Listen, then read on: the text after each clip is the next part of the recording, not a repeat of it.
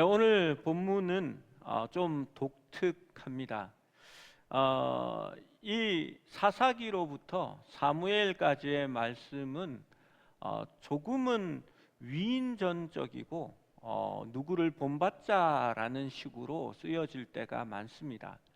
그래서 무언가 성경에 나타나는 인물의 좋은 점을 부각시켜서 우리도 그렇게 하면 하나님이 사용하시고 하나님의 큰 일을 할 수 있고 하나님은 우리를 축복하신다라고 말합니다. 그런데 사실 사무엘 상하는 한 권의 책으로 이루어져 있고 앞에 사사기와 맥락을 같이 하고 있습니다. 그래서 이 이야기는 하나님 앞에 겸손하고 또 하나님의 뜻을 바로 행한 이들을 하나님께서 축복하시고 그렇지 않은 자들에게 하나님께서 진노하시는 것을 드러냅니다. 사무엘 상의 주제는 한나의 노래에서 똑바로 다 드러나 있습니다. 그러한 관점에서 사무엘 상을 본다면 우리가 기존에 보아온 틀과는 조금 다르다라는 것을 느끼게 됩니다. 오늘 본문으로 들어가서 동틀 무렵에 사무엘은 사울을 지붕에서 집 안으로 불러 집으로 돌아갈 마지막 준비를 하게 합니다. 사무엘은 사울과 그의 종을 성읍 변두리까지 동행합니다. 그러나 사무엘은 관례와 달리 종을 먼저 보내게 하고 사울에게는 뒤에 남아 있으라라고 말합니다. 그렇게 한 이유는 내가 하나님의 말씀을 너에게 전하고자 함이라라고 27절에 기록하고 있습니다. 이 말씀을 전하는 것은 상징적인 행위와 또 말로 전하는 두 가지 형태를 띠고 있습니다. 사실 오늘 말씀은 사무엘이 한 개인에게 전하는 하나님의 말씀과 예언에 있어서 가장 긴 본문입니다. 왜 그렇게 길게 여러 번을 얘기했는지 한번 생각해 보아야 합니다.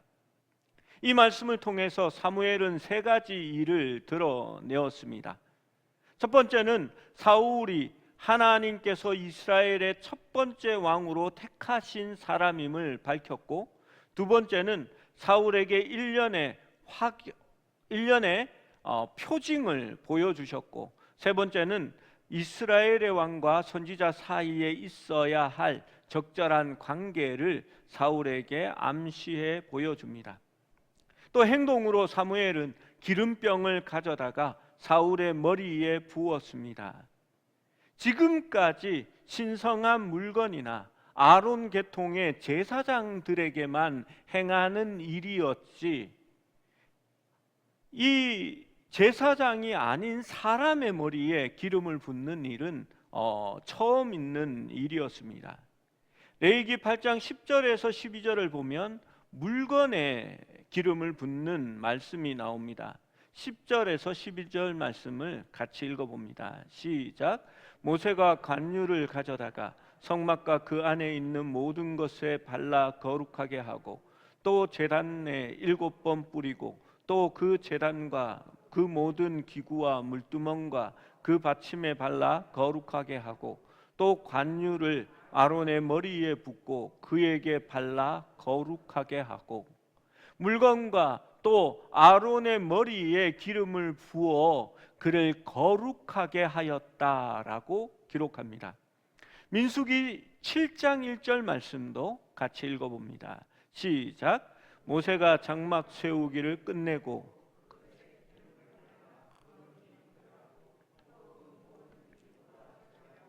그 모든 기물에 기름을 발라 거룩히 구별한 날에, 기름을 부어 발라서 그것을 구별하여 거룩하게 했다라고 말하고 있습니다.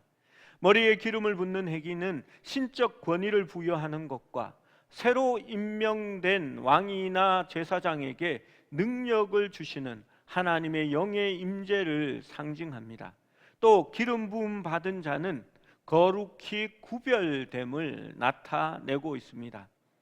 사무엘이 사울에게 기름을 부었지만 사무엘은 여호와께서 내게 기름을 부으사라고 말합니다. 즉 그의 기업의 지도자로 삼으신 분은 사무엘이 아니라 여호와 하나님이라는 것을 드러냅니다. 사울은 나귀를 찾으러 왔다가 선지자를 만나고 그가 백성의 지도자가 되겠다는 말에 불안감이 엄습했을 것입니다.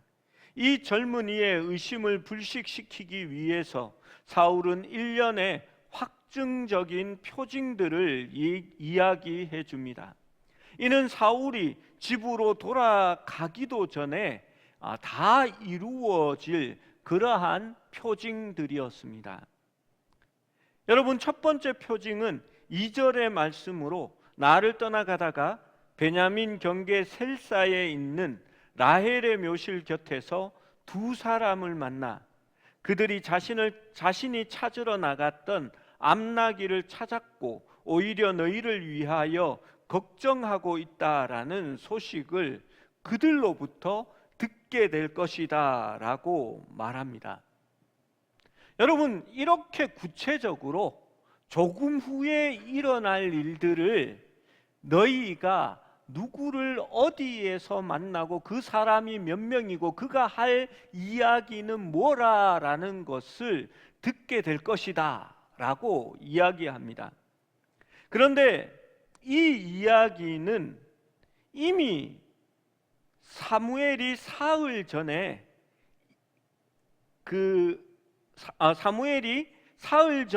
잃은 암나귀들을 염려하지 말라 찾았느니라 라고 이미 사울을 만났을 때 이야기를 했습니다. 그러면 자신의 말이 맞았고 그것을 다른 사람의 입을 통하여 다시 확인받는 것입니다. 이는 사울의 말에 진실성이 있으며 그가 말한 것이 반드시 맞다라는 것을 확인시켜주는 징표입니다. 두 번째 표징은 다볼 상수리 나무에 이르면 하나님을 뵈려고 올라가는 세 사람을 만나게 될 것인데, 한 사람은 염소 새끼 셋을 이끌었고 한 사람은 떡 세 덩이를 가졌고 한 사람은 포도주 한 가죽 부대를 가진 자들이다 라고 얘기합니다.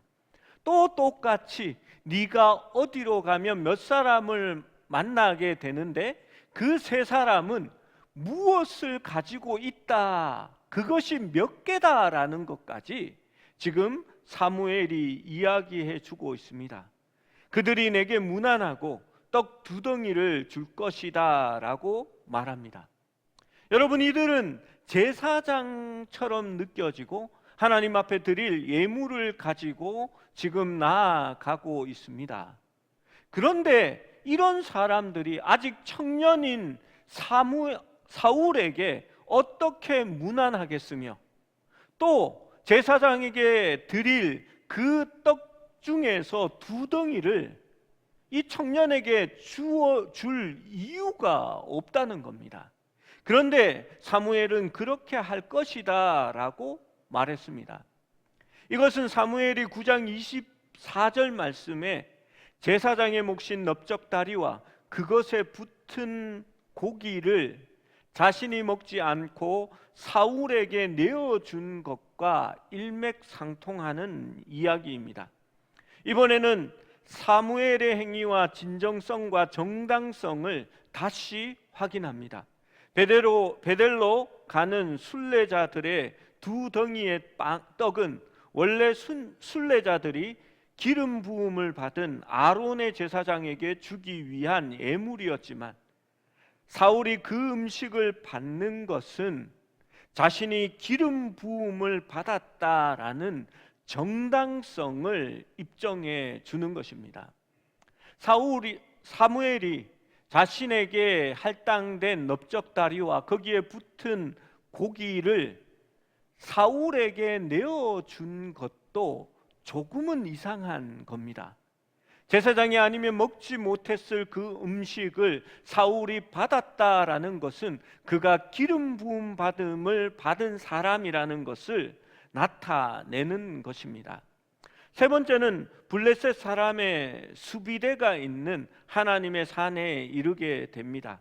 5절 말씀에 블레셋 사람의 영문이 있는지라, 이 군령을 이야기하는 겁니다. 그러니까 블레셋에 수비대가 있는 지역인데, 이 말로 보아서 아직 이스라엘은 블레셋의 지배 아래에 있었다라는 것을 알 수 있습니다.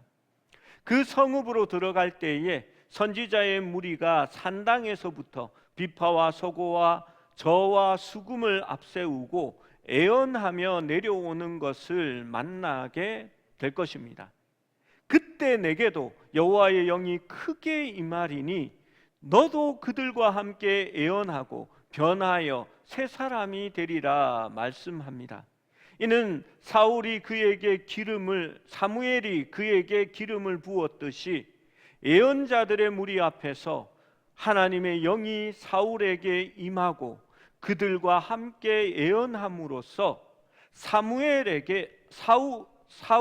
사울이 사무엘에게 기름 부음을 받았다라는 그 진실성을 다시 한 번 더 부각시켜 주는 것입니다. 그리고 10장 7절에 이렇게 말씀합니다. 7절 말씀을 읽어봅니다. 시작. 이 징조가 내게 임하거든 너는 기회를 따라 행하라. 하나님이 너와 함께 하시느니라. 이 징조가 내게 임하거든 너는 이제 기회를 따라 행하라 라고 말합니다. 여러분, 무엇을 행할까요? 기름 부음을 받은 자로서 기회가 오면 행하라 라고 말합니다. 그리고 하나님이 너와 함께 하느니라 라고 말씀합니다. 그리고 그 징조들이 어떻게 이루어졌는지를 성경은 두 가지는 이미 발생한 것으로 전제하고 마지막 사건만을 묘사합니다. 사울이 하나님의 기브아를 지나갈 때에 베냐민 지파의 영토에 있는 알려지지 않은 장소인 블레셋 사람들의 이 기지가 있는 곳을 지나다가 사울과 그의 종은 악기를 연주하며 예언하는 순례 예언자들의 무리를 만나게 됩니다. 하나님의 영이 이전에는 영적으로 구별되지 않았던 사울에게 임하셨고 그는 자발적으로 그들의 예언에 동참했습니다. 사울의 평소답지 않은 행동은 예전에 그를 알던 자들을 놀라게 했고 그들은 믿을 수 없다는 듯이 기스의 아들에게 무슨 일이 일어났느냐, 사울도 선지자 중에 있느냐라고 반응했습니다. 분명 사울에게는 하나님의 영이 임했고 그것을 징표로 받았고 다른 사람의 입을 통해서 그것이 이루어졌다라는 것을 들을 수 있었습니다. 사울은 예언하기를 그치고 산당으로 나아갔습니다. 거기서 사울은 그의 숙부를 만납니다. 그는 너희가 어디로 갔더냐라고 묻습니다. 암나기를 찾으러 그 지역의 여러 곳을 다녔지만 찾지 못해서 사무엘을 만나러 라마로 갔다라고 대답합니다. 사무엘의 이름이 언급되자 사울의 숙부는 더 자세히 물었습니다. 사무엘이 너희에게 이른 말을 내게 말하라. 선지자는 그들에게 나귀를 찾았다라고 말해 주었다 얘기합니다. 사울이 말하지 않은 것이 말한 것보다 더 중요했습니다. 사무엘이 말하던 하나 나라의 일은 말하지 아니하니라라고 16절에 적고 있습니다. 따라서 당시 사울의 종이나 가족 중 누구도 사울이 하나님의 택함을 받았다라는 사실을 알지 못했습니다. 여러분, 이 이야기가 무엇을 이야기할까요? 많은 사람들은 사울이 참 겸손하고 신중하여서 가족들에게 이야기하지 않았고 자신이 기름 부음을 받았어도 그것을 절대 나타내지 않았다라고 말합니다. 여러분, 겸손은 자랑할 것이 있는 사람이나 높은 사람이 하나님 앞에 자신을 낮추는 것입니다. 사울은 아직 겸손을 논할 단계는 아닙니다. 그는 높지도 않고 다른 사람이 기름 부음을 받은 것을 알지도 못했기 때문입니다. 그가 신중한 사람이라면 확신이 온 다음에는 움직이고 믿어야 합니다. 7절 말씀에 이 징조가 내게 임하거든 너는 기회를 따라 행하라 하나님이 너와 함께 하시느니라 라고 말씀하셨기 때문입니다.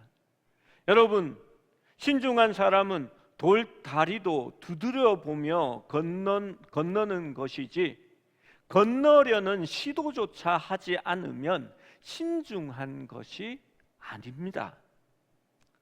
여러분, 사울의 부르심은 기드온을 연상하게 합니다.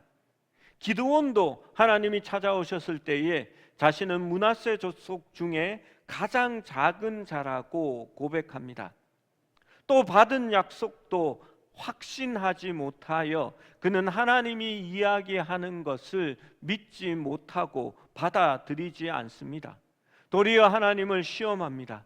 새벽 땅이 말라 있을 때에 양틀 한 뭉치가 이슬에 젖어 있으면 당신이 나를 택했다라는 것을 믿겠습니다라고 하나님을 시험합니다. 그리고 그렇게 젖어 있을 때에 기드온은 또 다른 징표를 구했습니다. 이번에는 반대로 땅이 젖어 있을 때에 양털이 말라 있게 해달라고 요구합니다. 하나님은 기드온에게 또 그렇게 해 주셨습니다. 기드온을 움직이게 하기 위해서는 하나님께서 기드온을 꿈꾸게 하셨고 그 꿈도 그는 믿지 않았고 또 이방의 병사들이 자신이 꾼 꿈을 이야기하고 기드온이 그것을 엿들을 때에도 기드온은 확신이 없었습니다. 사무엘이 사울을 부르시고 사무엘을 통하여 말씀하시고 기름을 부으시고 3번을, 그것도 사무엘이 말한 것과 또 앞으로 일어날 일을 쌍으로 3번을 연하여 이야기하고 그 미리 말씀하신 것이 다 이루어졌다라고 할지라도 아직 사울은 믿지 못하고 하나님의 뜻대로 나아가지 못하고 있는 것입니다.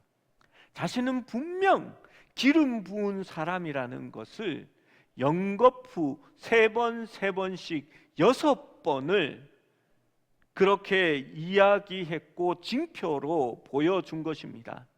그러나 사울은 확신이 없고 하나님의 영의 임하심도 무시합니다. 우리가 처해 있는 상황보다 하나님이 함께 하신다라는 확신이 우선으로 작용해야 합니다. 7절 말씀은 분명히 말했습니다. 이 징표가 내게 임하거든 너는 기회를 따라 행하라 하나님이 너와 함께 하시느니라. 하나님께서 함께 하신다라는 확신이 있으면 모든 것은 부수적인 문제에 불과합니다. 신앙은 하나님이 함께 하심을 얼마만큼 확신하느냐에 따라서 결과가 달라집니다. 확신이 강하면 강할수록 신앙은 강해질 것이요 약하면 약해질수록 비례하여 하나님을 믿는 것은 약하여지는 것이 사실입니다. 우리가 마음을 강하게 하고 담대할 수 있는 것은 우리가 어디로 가든지 여호와 하나님께서 함께 하시기 때문입니다. 여러분, 사무엘이 하나님 앞에 당당하게 또 백성들 앞에 그렇게 설 수 있었던 것은 여호와 하나님께서 사울과 함께 하심으로 말미암아 그의 말이 하나도 땅에 떨어지지 않았기 때문입니다. 여러분, 여호수아가 하나님과 함께 할 때에 하나님께서는 여호수아에게 약속하셨습니다. 내가 어디로 가든지 너와 함께 할 것이며 내가 형통하리라 라고 말씀하셨습니다. 그리스도인의 삶은 고난을 피하여 좋은 길로만 찾아가는 것이 아닙니다. 가끔 성도들이 제게 와서 묻습니다. 목사님, 이사를 가야 하는데 어디가 나을까요? 이 아파트일까요? 이 동네일까요? 라고 묻습니다. 제가 분명하게 그건 대답해 줍니다. 부동산 가서 물어보세요. 여러분, 저는 거기에 대해서 확실하게 대답할 수는 없습니다. 그러나 제가 해드릴 수 있는 말씀은 있습니다. 하나님의 말씀이 너희 안에 거하고 너희가 하나님의 말씀 안에 거하면 어디로 가든지 형통할 것이며 내가 하나님이 도와줄 것이라는 말씀입니다. 여러분, 그렇습니다. 그리스도인은 가는 길에 따라서 축복을 누리느냐 누리지 않느냐를 말하지 않습니다. 꼭 좋은 대학을 가야 하나님께서 축복하신다라고 그리스도인은 생각하지 않습니다. 그리스도인이 축복을 받는 것은 하나님과 함께함으로 말미암아 복을 누리는 것입니다. 여러분, 사울은 아직도 하나님과 함께 하심을 믿지 못합니다. 여러 징표를 보았지만 아직도 깨닫고 있지 못하는 것 같습니다. 여러분, 우리의 신앙생활은 어떻습니까? 하나님과 함께하고 하나님과 동행한다고 하지만 하나님을 먼저 의지하기보다는 세상의 안전보장을 먼저 구하게 됩니다. 내가 최소한 이것만 있으면 그때부터는 교회에 열심히 나가겠습니다.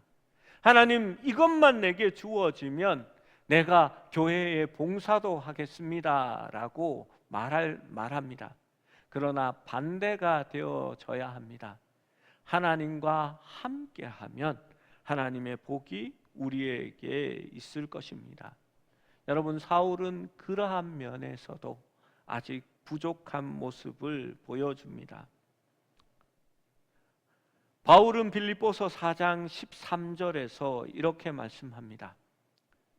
내가 어떠한 상황에 처할 줄도 알고 그럴 때도 있었다.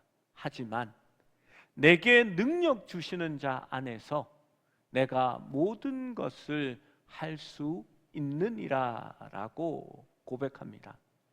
바울은 부할 때나 가난할 때나 배고플 때나 때로는 매를 맞아야 할 때나 어떠한 상황 가운데서도 하나님 자신에게 능력 주시는 자 안에 있을 때에 자기가 모든 것을 할 수 있다라고 말했습니다. 여러분, 그렇습니다. 우리도 우리의 상황과 염려와 걱정 때문에 하나님의 기름 부음을 받았어도 하나님의 자녀라는 것을 우리가 알면서도 담대하게 나아가지 못하고 걱정과 근심 속에서 움츠려드는 것은 아닌지, 하나님이 함께 하신다라는 것을 깨닫지 못하고 있는 것은 아닌지 돌아보기를 원합니다. 여러분, 우리가 주님 안에 있으면 무엇이든지 하나님 앞에 구하면 하나님께서 주시리라라고 말씀합니다. 우리에게 능력 주시는 자 안에서 우리는 모든 것을 할 수 있습니다. 사랑하는 여러분, 그리스도와 함께 하십시오. 그리고 그 확신 가운데서 담대하게 살아갈 수 있는 우리 모두가 될 수 있기를 축원합니다.